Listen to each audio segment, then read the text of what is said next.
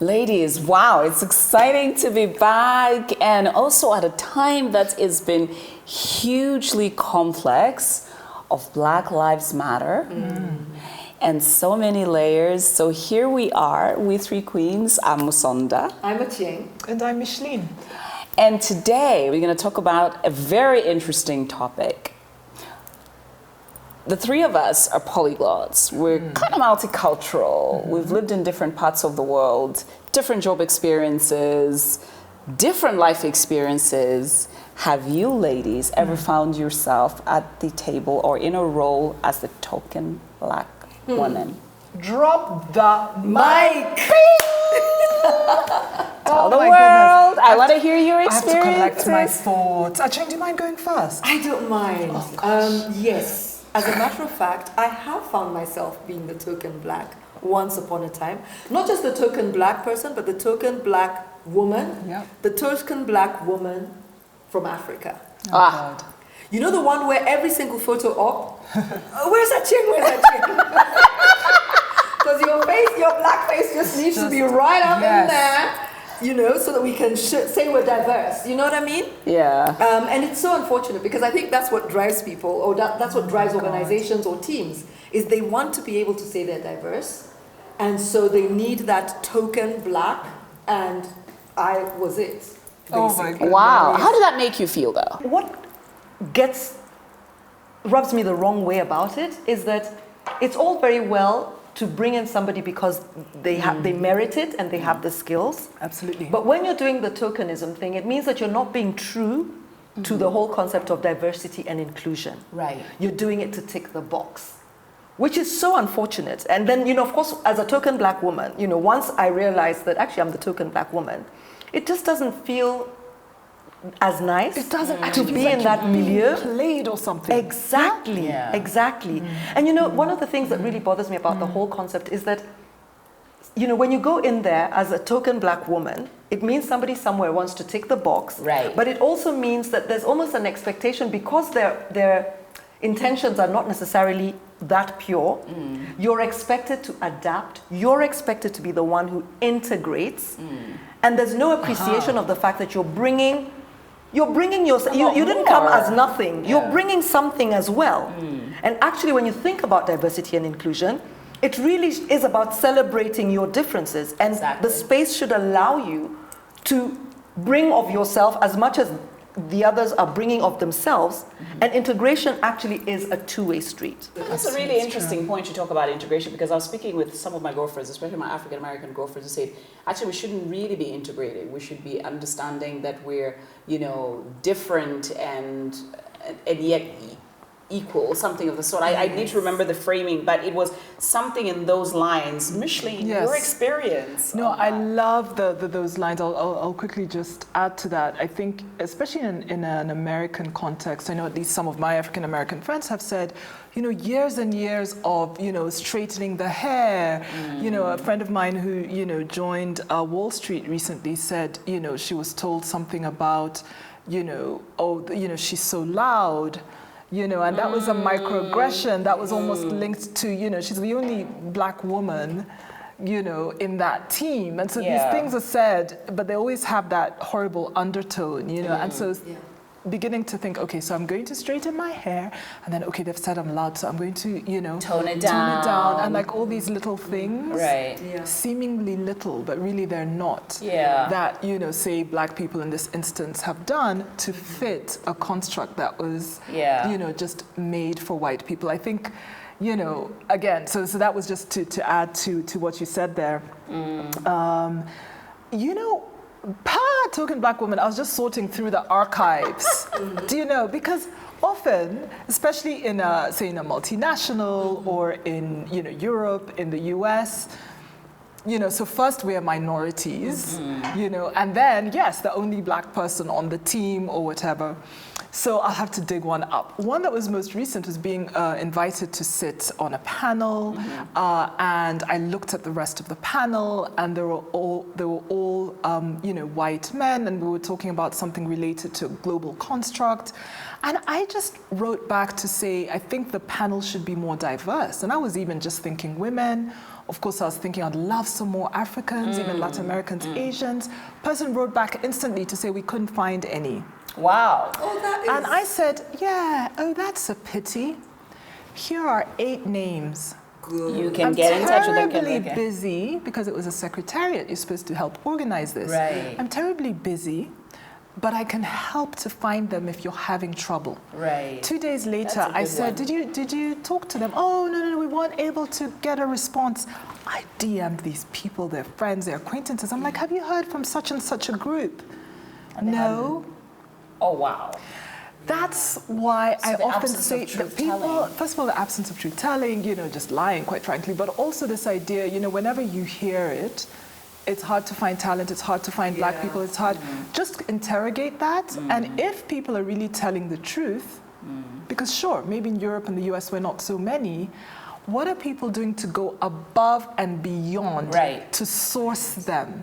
Right, Because I did not want to be the token black person on the panel. Then I was going to speak for all of Africa, all of black people, this and this. It just didn't make sense, but also it just was not representative or diverse enough. So that's just one new example that I'm thinking, you went through your list, you picked Micheline, and you're like, that's enough color and woman, and that's all we can do. Yeah. That's not on. That's a pity. And I mean, I remember one experience when I was in Switzerland, when I was living in Switzerland, and I remember being part of the team and just finding myself as the only black woman there. But and then I realized when I changed jobs, the element of tokenism, just basically, we need you to sit on this meeting, and we need you to be a part of this. Everything was under has a bit like your experience about sort of the photo op, right? And then I remember this one incident where a colleague of mine, actually an English colleague, made a really weird comment about, this thing with Africans and da-da-da-da. What thing? Yeah, we were just having, there was a conversation happening there. And then I turned to him and I said, I don't understand, what do you mean, this thing with Africans? And then he looks at me and realizes I'm African, right? And then he goes, and then he switches into French and he says, mais toi, tu es spécial. Oh gosh, yes, that sounds so familiar, that you're different. You're different and you're special. I was like, oh my goodness. It made my blood boil. Yes. At that moment, I also realized, now fast forward in the spaces I found myself in, because I'm moderating these very high level events, etc. I've begun to say no. Because I say, look, I'm not the only one at this table. Good. I'm not the only one that can do this. There's so many others I know. So I send recommendations. Yes. I will not come for this conference, but speak to A, B, C, and D. I am so glad you do that, Musonda, because let me tell you, there's always just one person, or 5, let's call it, say in a sector, so like you'll always be the woman for marketing, for digital marketing, for whatever, for Africa, for environmental, for global, for, what could I do, like entrepreneurship, back in the day, public health. It can't just be one. You cannot be the only person, surely. No. Right? And I have a problem. Let's get controversial. Yes. I have a problem with a token black woman who should know, you should know that you're token. You should know that you have come to this space. It's a rare opportunity. You've done this 10 times. You should know that there's a time at which somebody else should be brought to the table. Absolutely. And you should pave the way for someone else. I couldn't agree more. I couldn't agree more. Absolutely. Honestly, and I think we have to push for this. I wanted to pick up on that because I think we have a responsibility as women. And I think when we find ourselves at the table on our own or leading the charge on something, by default, by accident, by design, I think we have a responsibility. I think we have a responsibility to recognize that yes, I am alone here, but that means that there is a purpose. Yeah. There is a reason why I have found myself in this place. Yes. What am I going to do to make it make a difference? Right. What am I going to do to change things about how it's happening? Right. And I want to pick up a bit on that, Acheng, because I've found myself as the environmentalist, the black woman, but also the black woman who's had the best of kind of two worlds. Yes. I studied in Europe, or at least my PhD degree, but also have worked there, and then also found myself here on the continent doing a lot of, sort of experiences.